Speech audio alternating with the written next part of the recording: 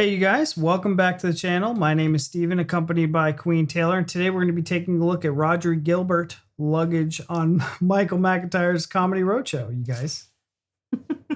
Rhod Gilbert, we checked out one other video from him, and it wasn't this one, and I feel bad because it should have been this one, because the other one was him talking about whales, and unless you kind of know whales, it really didn't have an impact. Yeah, it was a lot of references that were lost on us. Yes. So in that video, this one was highly, highly, highly recommended. So we're here, and we just found out his name is Rodney. Rodri. And he's 57. Cool 56. 56. I'm aging him. I'm aging him a little bit, which blew my mind. Yeah, very shocking. Very shocking. But you guys, let's hop on over the video and let's get started. Now that you know we're best friends with him. Yeah, we're buds. All right. Maybe we've had some beers together. You'll never know, but we know. We get to call him Rodri. You don't. Yeah. Don't call him Rodri. All right. Only his true friends can. I flew to Ireland. Any Irish in? I flew to Dublin a few years ago, and I've told this story all over the world, you know, and everywhere I've gone, I've blamed a different airline for this story, but the true story happened on a flight to Dublin. And I can't tell you the name of the airline I flew with for legal reasons. We'll call them Brian Air, right? And listen, I was excited. I was going abroad. I'm Welsh. I bought shorts. T-shirts, sunglasses. They don't even sell them in Wales. I had to go to Bristol to buy them. I was excited, and then I bought myself a brand new suitcase as well, one of the posh ones with the wheels, and then I flew to Dublin. I will show you what I found when I arrived in Dublin airport just a few hours later. That. It's not funny. Oh, anyway, no. I get the last laugh. It still works. You can see where some hilarious baggage handlers put a heavy label on that. Look. Bend your knees is the advice to anybody tackling that baby. Listen, I'm not going to lie to you. The flight was about $9.99. I wasn't expecting miracles.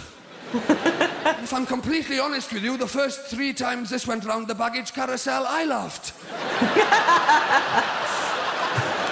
Oh, no. Everybody laughed the first 3 times. It was hilarious. The staff, the passengers, everybody was having a great time, and then one by one they went home. It was just me and Liz. I thought I could sort it out. I took this to the desk. Marched over. Thought I'll sort this out. I didn't know what I was up against. The girl on the desk looks at me, no hint of irony. She says, "What seems to be the problem?" I said, "Mainly it's about my luggage." She said, "Is that not it?" I said, "This is some of it." Don't get me wrong, I'm thrilled to get this back. The thing is, I'm here for a month. I'm pretty sure I packed more than this. She started asking me those questions. You know those questions they ask you in airports? I've heard these questions all over the world. They're normally perfectly sensible questions. There was no need for it. She said, "Could anybody have interfered with it?" I said, "We probably shouldn't rule that out." She said, "Have you left it unattended at any point?" I said, "I suppose I must have. I'm not the most observant person in the world, but if this had happened while I was wheeling it through the airport, I think I'd have noticed." Surely it would have gone very light, very quickly. I said, "Did you pack it yourself?" I thought, "Why? What are you suggesting?" My mother packed for me and thought this is all I'd need. She said, "We'll do a report. Don't you worry, Mr. Gilbert. We'll soon have your luggage back." I thought, good, this is progress. Do your bloody report. It was all going quite well until about question 3. She took my name, she took my address, and then she said, "Does your luggage have any distinguishing features, Mr. Gilbert?" "It's got a long black handle, if that's any use." She wrote that down. Everyone's a comedian in Ireland, aren't they? Everyone's, especially the taxi drivers, they're the worst. Because I walked from the airport to the taxi rank. And bear in mind that I didn't have a 5-minute story to tell. I just had 22 kilograms of missing shit. I wasn't looking too pleased, but the guy in the first taxi, he saw me coming along with this. His eyes lit up. You could see what he was gonna. It was so predictable. You could see what he could. Oh, he walks down to the back. So pops open the boot. Oh. Typical Irish wit. He says, "Do you want a hand with that?" "No, thank you. I think I can manage." I said, "If you really want to help, you can take the trolley back."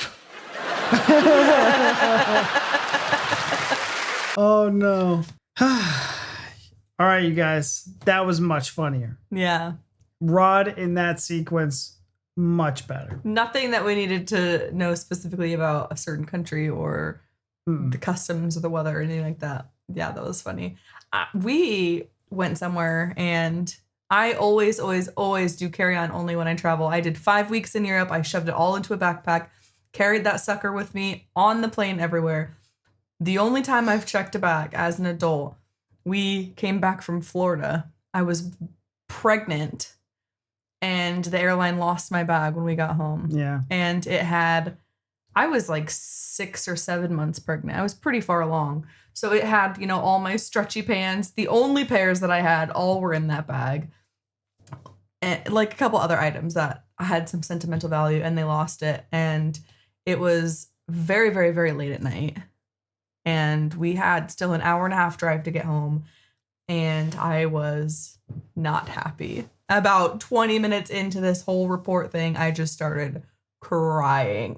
And eventually we got it back. Yeah, we did. They come to find out that it fell off the little cart thing when they were wheeling it, when they were bringing it inside with all the other bags. But we were there for quite a long time, and I was not happy. And you know what's wild about that is if your luggage falls off the cart thing, you would think they would just put it back on the cart. Yeah, they just left it out on the tarmac. They leave it out on the tarmac, and no one notices it. No one's like, "Oh, where's this bag? Why is there a bag right there?"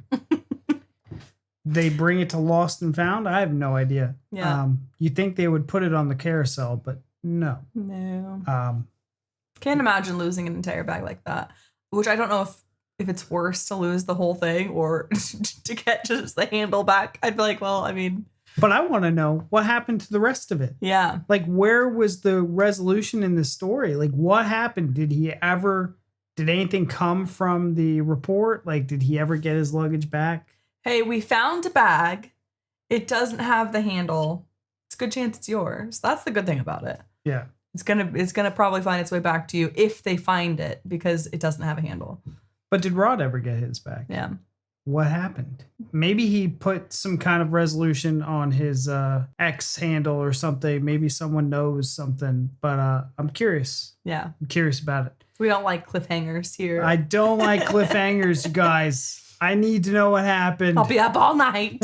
Where's his luggage? I'm going to be Googling more tonight. But you guys, that was Rod Gilbert's luggage. Very funny. Mm-hmm. Very funny. Enjoyed it immensely. Leave down in the comments what you guys thought of this. Give this video a thumbs up. Subscribe if you haven't. Leave down more recommendations from Rod. It's actually not a lot that we've got in our last video. So no, there's not. We've got one video, I think, left up on the playlist of Rod. So yeah, we need more recommendations. But you guys, thank you so much for watching, and we'll see you in the next one. Bye.